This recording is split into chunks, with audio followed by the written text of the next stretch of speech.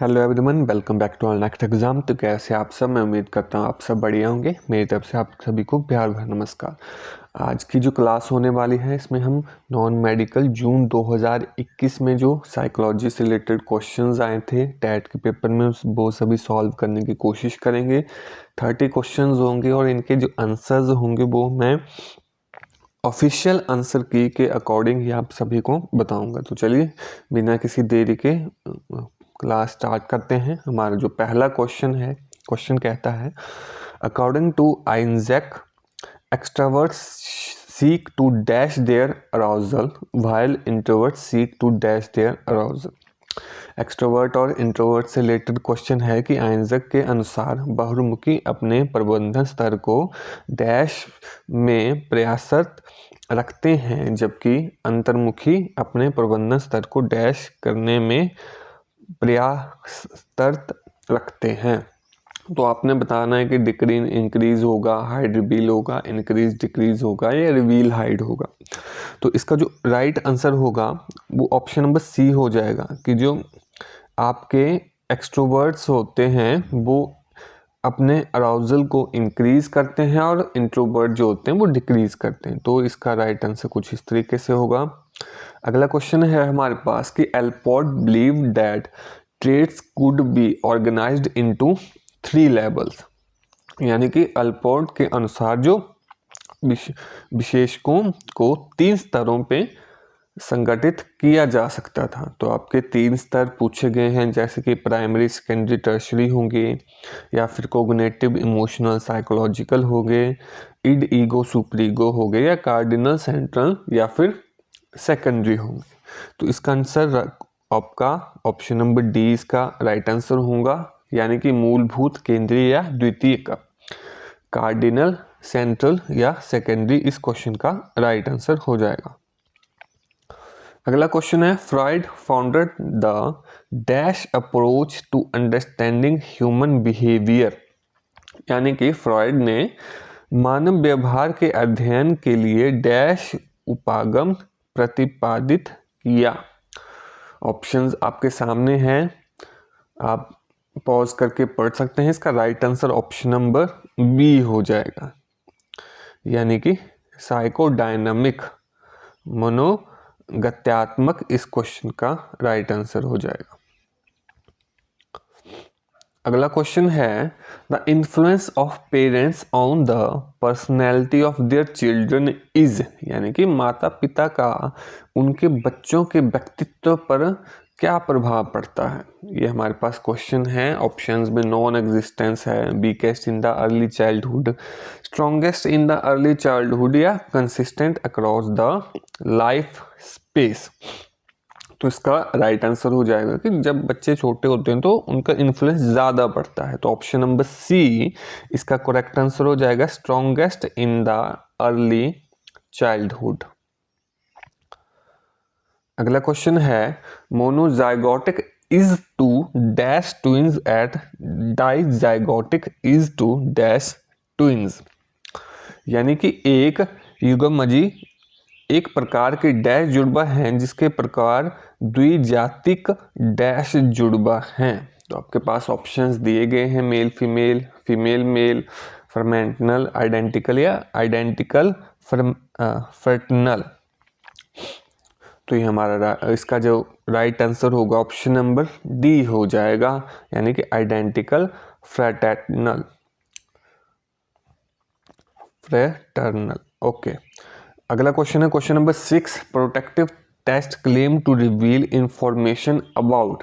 यानी प्रक्षेपण परीक्षण किस प्रकार की जानकारी प्राप्त करने का दावा करता है। आपके पास ऑप्शंस दिए गए हैं, इसमें जो राइट आंसर हो जाएगा ऑप्शन नंबर सी, यानी कि अनकॉन्शियस प्रोसेस, अचेतन प्रक्रिया इस क्वेश्चन का राइट आंसर हो जाएगा। अगला क्वेश्चन है which of the following is not a defence mechanism. यानी कि निम्नलिखित में से कौन सा रक्षणात्मक मनोरचना नहीं है। नहीं है पूछा है, नॉट पूछा है, ठीक है। तो बाकी 3 होंगे, एक नहीं होगा। तो इसमें जो थर्ड ऑप्शन है ये इसका राइट आंसर होगा इनग्रेटिएशन, यानी कि अंतःकरण जो होगा वो नहीं होगा, तो यही इसमें पूछा था। अगला क्वेश्चन है dash are the basic biological units that transmit characteristics from the generation to the next, यानी कि डैश आधारभूत जैविक इकाइयां हैं जो एक पीढ़ी से दूसरी पीढ़ी तक विशेषताओं को संचारित करता है। ऑप्शंस हैं हमारे पास genes, neuron cell, glia cells या इंस्टिंक्ट्स। ये हमारे पास ऑप्शन है, इसके राइट आंसर हो जाएगा ऑप्शन नंबर ए, यानी कि जीन्स इसका करेक्ट आंसर होगा। अगला क्वेश्चन है the first attempt to measure intellectual abilities were made by, यानी कि बौद्धिक योग्यताओं के मापन का सर्वप्रथम प्रयास किसके द्वारा किया गया। तो आपके पास 4 नेम्स दिए गए हैं, इसका जो राइट आंसर होगा ऑप्शन नंबर ए, इसका करेक्ट आंसर हो जाएगा फ्रांसिस गैल्टन, करेक्ट आंसर होगा। अगला क्वेश्चन है हमारे पास द फ्रस्ट्रेशन अग्रेशन हाइपोथेसिस, यानी कुंठा आक्रामकता परिकल्पना जो है वो क्या है। Was developed by social learning theorist, assume that frustration produce aggression, assume that aggression is basic instinct, या फिर claims that frustration and aggression are both instinctive। तो इसका जो राइट आंसर हो जाएगा कि assume that frustration produces aggression, यानी कि यह मानती है कि कुंठा आक्रामकता को उत्पन्न करती है। ऑप्शन नंबर बी जो होगा इसका करेक्ट आंसर होगा। अगला है in classical conditioning natural and unlearned reaction to an unconditional stimulus is known as the, यानी कि प्राचीन अनुबंधन में अनुबंधित उद्दीपक के प्रति की गई प्राकृतिक और न सीखी गई अनुक्रिया कहलाती है। तो ऑप्शंस आपके पास दिए गए हैं, अनकंडीशन स्टिमुलस हो जाएगा, अनकंडीशन रिस्पॉन्स, कंडीशन स्टिमुलस या कंडीशन रिस्पॉन्स इसमें हो जाएगा। तो इसका जो राइट आंसर ऑप्शन नंबर इसमें बी आएगा, अनकंडीशनड रिस्पॉन्स करेक्ट आंसर इसका हो जाएगा। अगला क्वेश्चन है एडवर्ड ली थॉर्नडाइक गेव, तो थॉर्नडाइक सभी जानते ही होंगे कि उनके द्वारा क्या दिया गया था। तो law of exercise option number जो डी है वो करेक्ट आंसर हो जाएगा। अगला क्वेश्चन है who is the father of genetic epistemology, तो आपके पास फिर से नेम दिए गए हैं, कुछ आपने बताना है कि आनुवांशिक ज्ञान मीनामासा किसके द्वारा जो था, उनके जो जनक थे बेसिकली वो कौन थे। तो सबसे पहले ही ऑप्शन होगा पियाजे, इसका करेक्ट आंसर हो जाएगा। अगला है pedagogy is the study of, शिक्षण शास्त्र जो है वो किसका अध्ययन है। आपके पास ऑप्शन दिए गए हैं जैसे कि education, guiding students, learning process या फिर टीचिंग मेथड्स। तो उसका राइट आंसर जो हो जाएगा वो ऑप्शन नंबर डी हो जाएगा, जो टीचिंग मेथड्स होगा वो इसका करेक्ट आंसर हो जाएगा, option number D correct answer हो जाएगा। आगे चलेंगे as the people grow older the dash of the learning declines, यानी कि जैसे जैसे व्यक्ति वृद्ध होते हैं अधिगम के डैश में कमी आती है। किस में कमी आती है, पावर, स्पीड, क्वालिटी या फिर क्वांटिटी। तो जैसे जैसे बड़े होते हैं स्पीड जो लर्निंग जो होते हैं वो डिक्लाइंस होती है। तो ऑप्शन नंबर बी इसका करेक्ट आंसर होगा।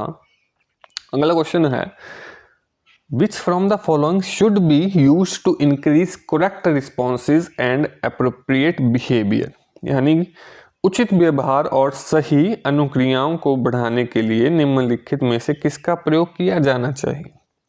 ऑप्शंस आपके पास दिए गए हैं जैसे कि इग्नोरेंस, स्ट्रिक्टनेस, रिवॉर्ड या फिर प्रेज। तो इसका right answer option number D हो जाएगा, प्रेज। तो correct answer option number D हो जाएगा। अगला क्वेश्चन है इसी से रिलेटेड है which from the following should be used to decrease minor inappropriate behaviour.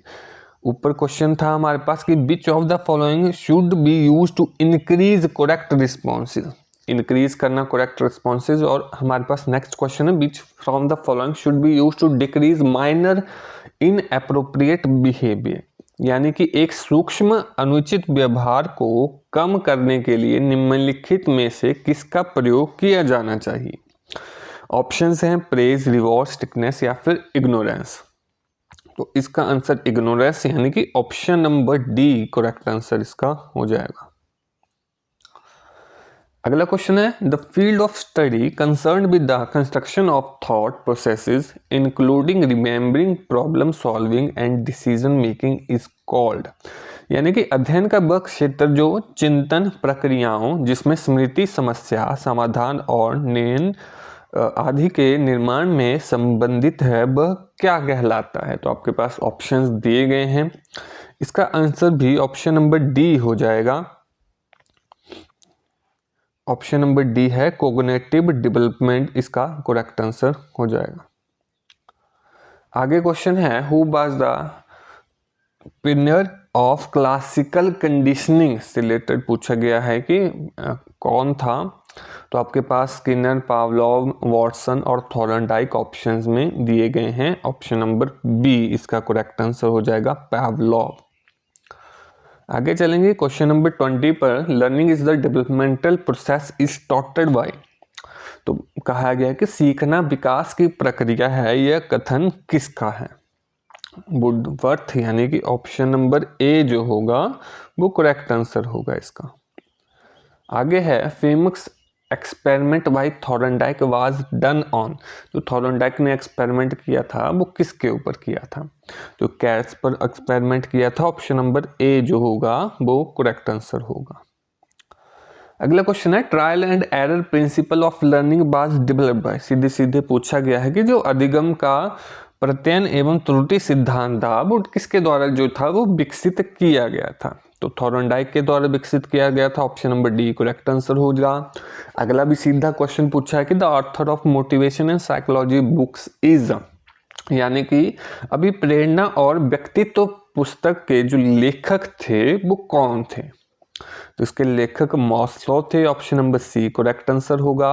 अगला है which of the following is measured by conditioned comprehensive evaluation, यानी कि सतत विस्तृत आकलन के द्वारा निम्नलिखित में से डैश का मापन जो था वो किया जाता है।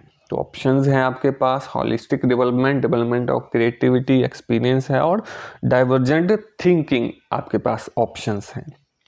तो इसका राइट आंसर ऑप्शन नंबर ए हो जाएगा हॉलिस्टिक डेवलपमेंट। आगे चलेंगे क्वेश्चन नंबर 25 है which one is not an element of intellectual development, यानी कि निम्नलिखित में से कौन सा बौद्धिक विकास का जो तत्व है वो नहीं है। क्रिएटिविटी, टॉलरेंस, थिंकिंग या फिर इमेजिनेशन। तो ऑप्शन नंबर बी यानी कि जो टॉलरेंस है वो इसका करेक्ट आंसर होगा। आगे चलेंगे at the pre primary stage reading allowed while writing is given importance. This is based on the dash theory of learning. कौन सी थ्योरी ऑफ लर्निंग पर ये बेस्ड है। तो ये कंडीशनिंग ऑप्शन नंबर जो बी है अनुबंधन उस पर बेस्ड होगा। Option number B correct answer हो जाएगा। अगला क्वेश्चन है both the chronological age and the mental age of the people is 7 year, he may be classified rate in which of the category. तो सीधा क्वेश्चन पूछा है जो आपका फॉर्मूला होता है इस IQ से रिलेटेड।